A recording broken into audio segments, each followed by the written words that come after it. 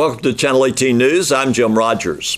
When Sulphur Springs police were called to the parking lot of a business on Posey Lane and State Highway 154, they found the victim of an assault. Witnesses at the scene said the victim's head had been struck repeatedly by a baseball bat. The attacker had fled the scene but was later found at a local truck stop on Highway 19 at Interstate 30. Witnesses say he was stalking a female who was shopping in the box store at the location of the assault. Jesse Isaiah Garcia, age 20, was arrested for aggravated assault with a deadly weapon. Garcia and the victim had previous knowledge of one another, according to the local police. The victim received aid from police until EMS arrived and transported him to a local hospital. The victim was later transported to a Tyler hospital. Garcia was arrested for disorderly conduct and aggravated assault with a deadly weapon. He's in Hopkins County Jail, held on a $75,000 bond. A Sulphur Springs Special Crimes Unit investigation of Ronald Edwin Otto, age 60, of Sulphur Springs, for the possession and sale of methamphetamine led to his arrest. During the investigation, 2 purchases of methamphetamine were made. When the warrants for the sales were served, Otto admitted to having methamphetamine in his residence on Rosemont Street. Otto is in Hopkins County Jail, charged with possession of a controlled substance, penalty group 1, less than 1 gram, and 2 counts of manufacture delivery controlled substance, penalty group 1, less than 1 gram, but more than 4 grams. He's being held on bonds totaling $60,000. Lisa Tolliver was presented a plaque in recognition of her service as school board president for the 2016-2017 and 2017-2018 school years during the January regular session of the Sulphur Springs School Board. January is School Board Appreciation Month, and the board received tokens of appreciation from each campus.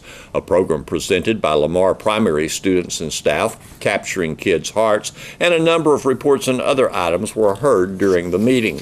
School Board Trustee election filing dates were announced January 16th, Wednesday, through Friday, February 19th is filing dates. The election will be conducted Saturday, May 4th.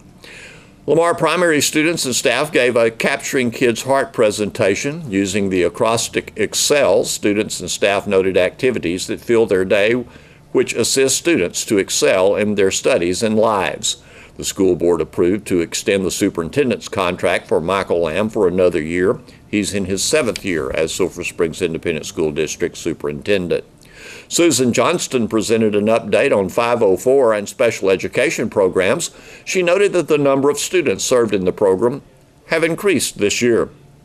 She called the placing of special programs on the Barbara Bush campus a plus, and with a grant of $10,000 to provide contract services, supplies, and material, and with more freedom from the state to provide services to those who need it, she noted that the program is thriving. A more complete account of the January school board meeting can be found on KSSTradio.com.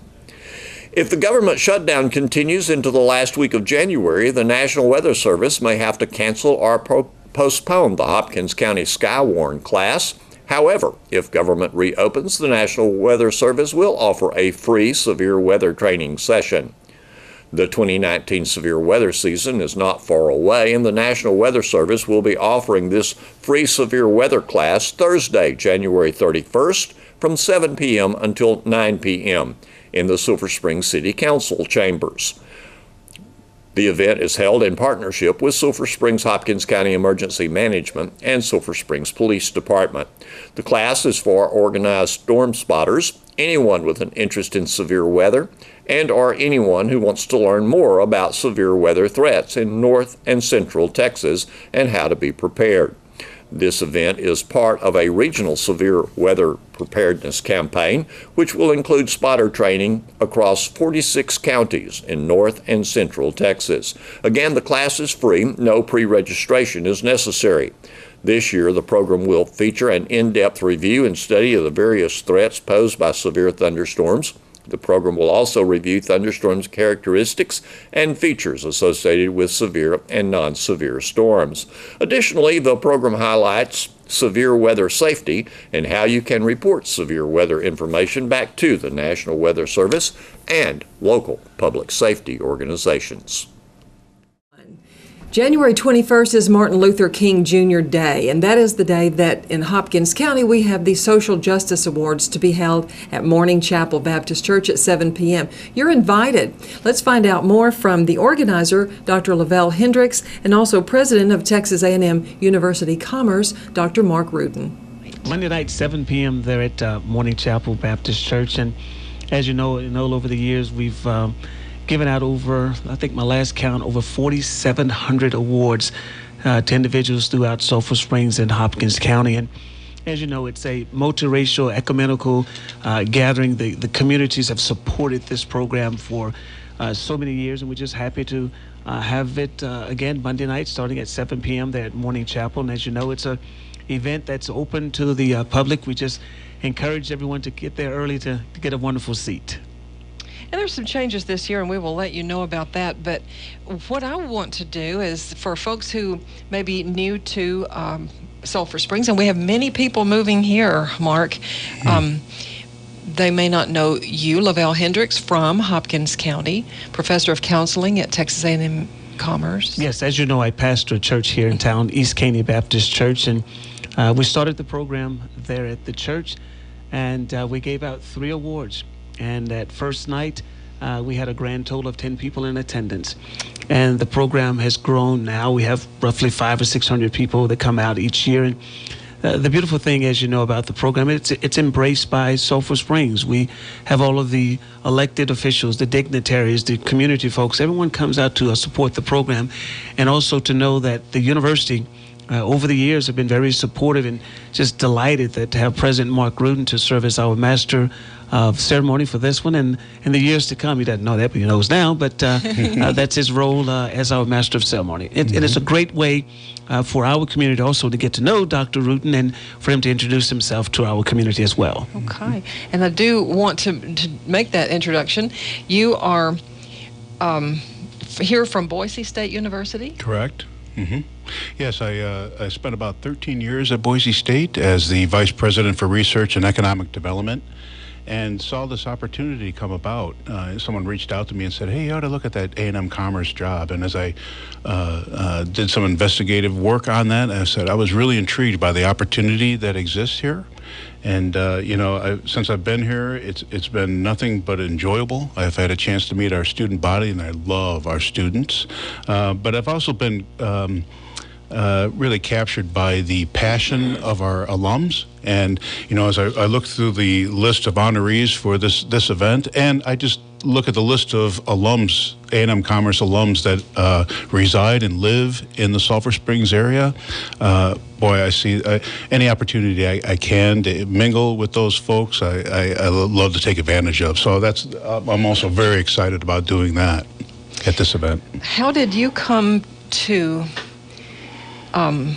the work that you did prior to this as the Vice President of Research and Economic Development, and then now as our president here at Texas A&M Commerce, but you had a health background? Yes, well, actually, my degree is in health physics, and folks really don't know what that is. So it is actually deals with radiation science, radiation protection.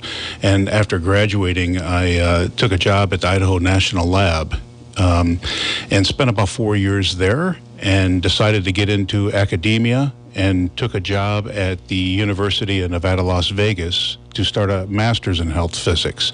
And you would ask, well, why a master's in health physics? Why is that needed at UNLV? Well, the Nevada test site is about 90 miles northwest of Vegas, where the government tested atmospheric and underground testing of nuclear bombs, and left a legacy there that needs to be addressed. And it was just a great opportunity to provide the workforce necessary to do that, and spent about 12 years down at UNLV, and saw this opportunity come up at Boise State and thought I'd take a shot at that. Well, we're certainly glad that you came to us. Well, thank you. Thank you. And how is Texas so far? We love Texas. I brought my wife, my 2 daughters, a junior in high school and a freshman in high school with me. We still have a son who's completing his degree back at Boise State his senior year. But, oftentimes when we sit around the dinner table, we're we're kind of captured by how friendly and welcoming the community is and how gracious folks around here are. And we love being here. We feel, even in 4 or 5 short months, we feel at home. Great to hear. Whenever you're around Lavelle, there's sort of this aura of I know. love and embracing spirit. Yeah, there is. He's a good guy to be around, and very passionate person in his own right, and it is contagious, you know. Actually evident because you created this particular Social Justice Awards years ago. Yes. From the passion that it's always about recognizing the life and the legacy of Dr. Martin Luther King Jr.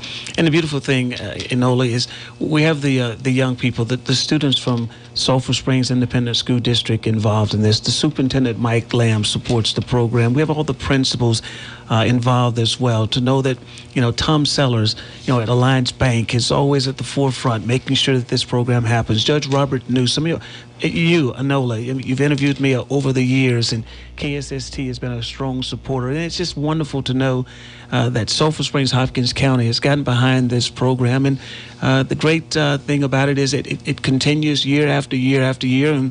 And I have been blessed to know and to hear that whether it's rain, snow, or sleet, folks still come out and support it. And it's a great, as you know, it's a great festive time. We got great music that will be going on. And happy this year, Della Cleveland is going to be our speaker this year. She's a wonderful singer, but this year she's going to bless us with the words that the Lord has laid on her heart to share.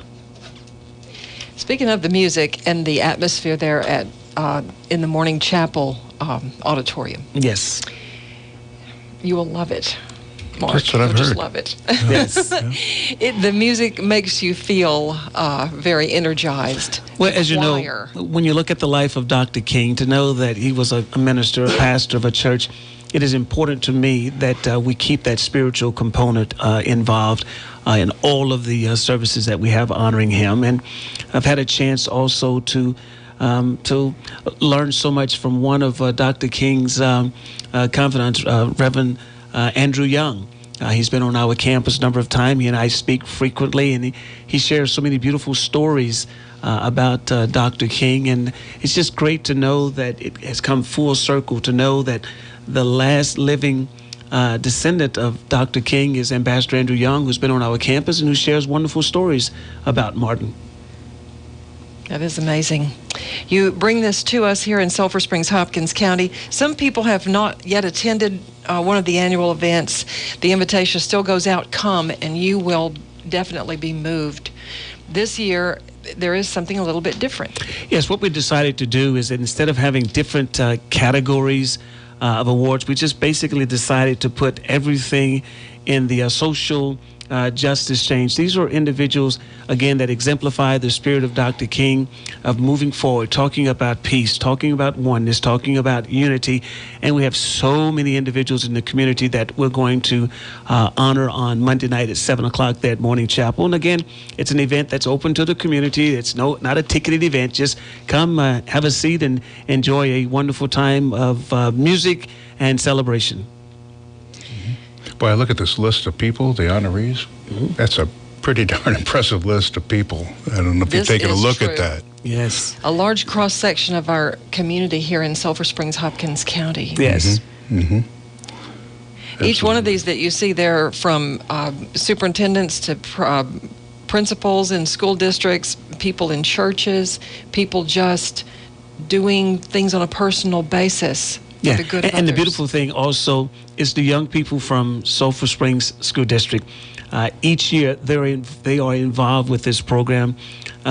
Sylvester Alexander brings the young people over from Douglas, and they're talking about the life and legacy of Dr. King. And it's very emotional for me to see 9 and 10-year-olds sharing what the dream means to them. So it's going to be a special night. Mm-hmm. This being my first event like this, my take, and I listened to your talk, I mean, when you say come to the event, I bet you're hoping that parents are bringing their kids. Kids welcome to this? Oh, the kids are welcome to come. We'll probably have maybe 25, 30 kids singing in the choir there on Monday night. The young people from A&M Commerce will be serving as ushers. Young people are coming also to participate in the music, and it's just a wonderful, inclusive event, which I believe in my spirit that it exemplifies the life and legacy of Dr. King, about oneness, about unity.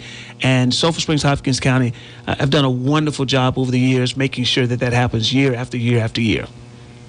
Dr. H.B. Nash is the pastor at the Morning Chapel Church. Yes, he's the pastor there, and he's done a wonderful job of allowing us to utilize the church over the years. Deacon Ricky Godbold and a couple of others, because as you know, the program has outgrown the facility there at East Caney. There's no way that we could accommodate the folks that have come out. So I'm very thankful for Pastor Nash and the Morning Chapel Church family that have opened their doors over the years for us to participate in the program. It's a great time.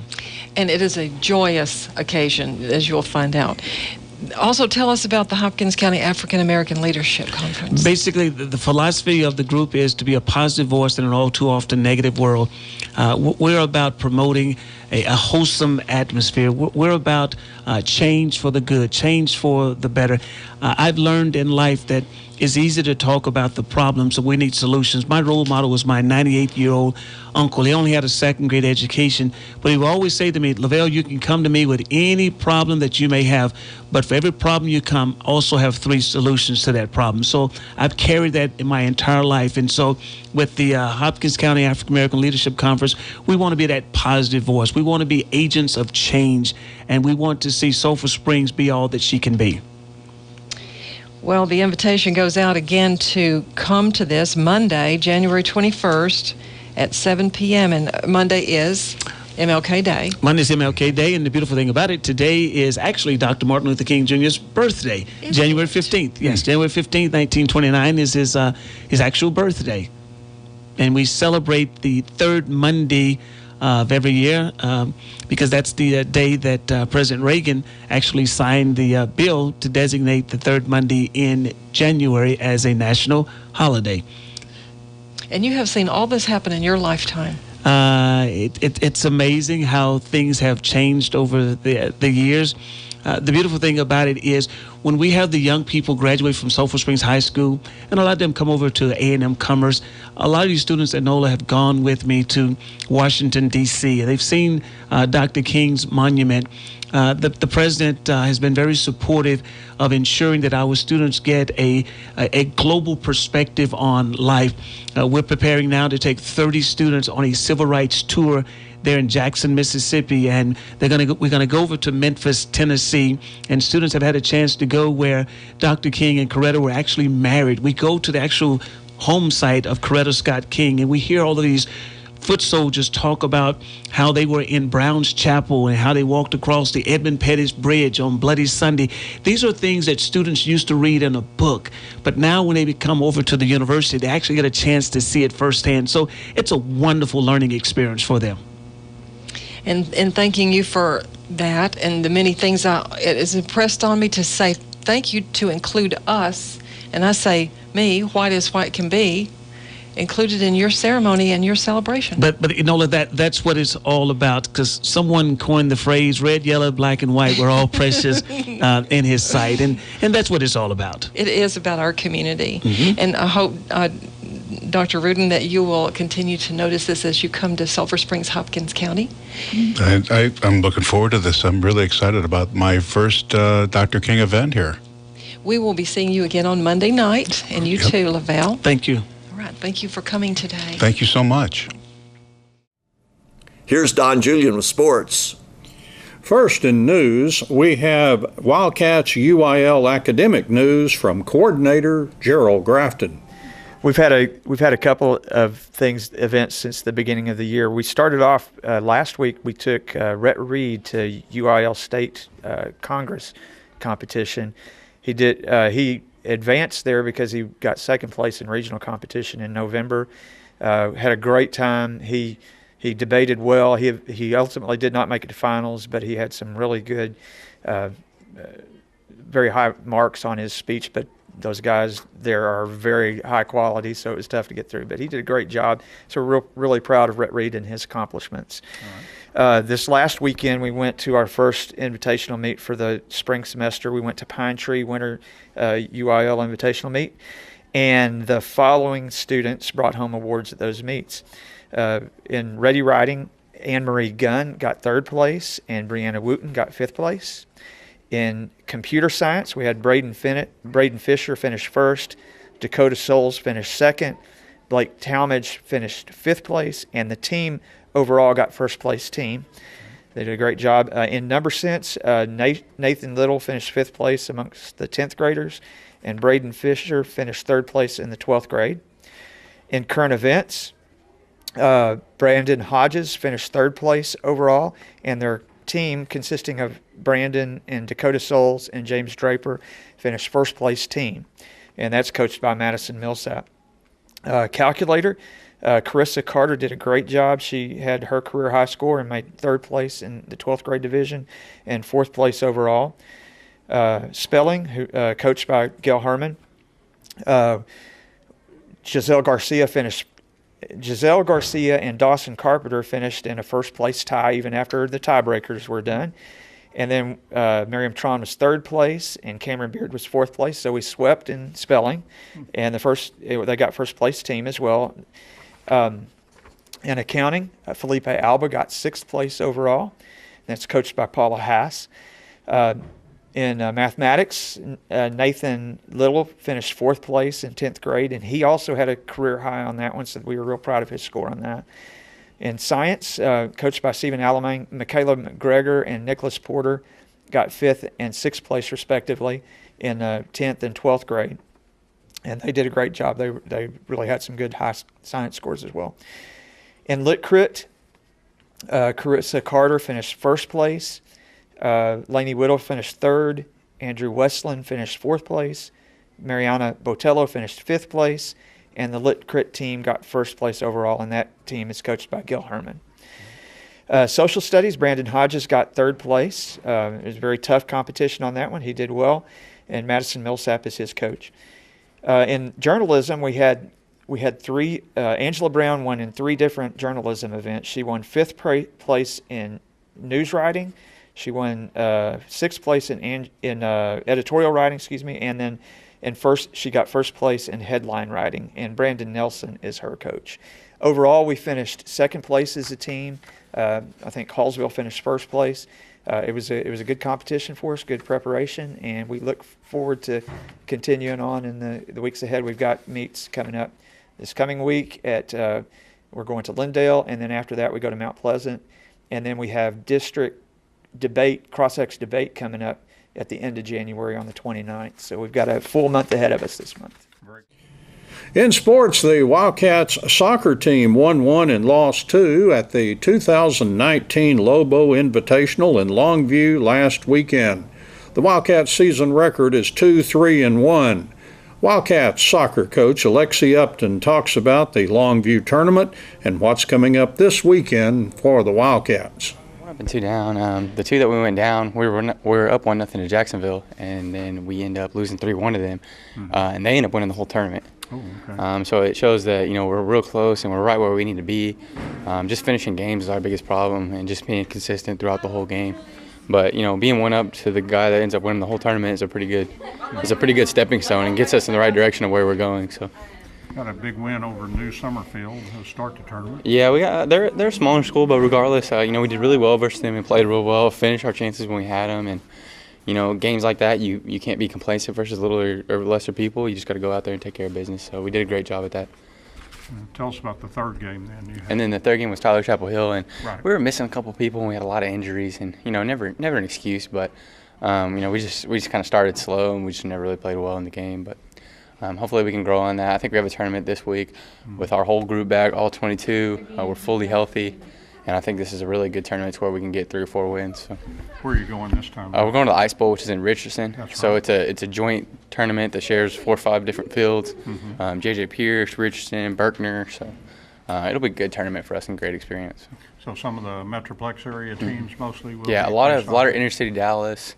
a lot of Carrollton Arl Turner, people like that. So there will be a lot of really good talent in that tournament. Well, watch out for Dallas Kimball, because that's where I went, so they're tough. Yeah, no, we play on Thursday. We play South Garland, which is going to be a really good school. Traditionally a real good 6A.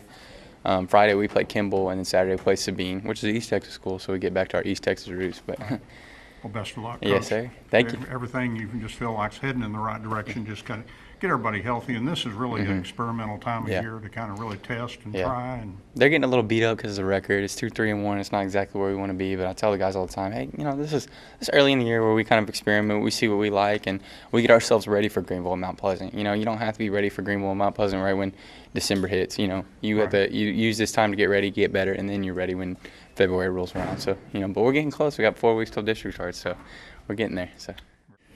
The Lady Cats soccer team lost 3 and had a tie this past weekend in a Princeton tournament.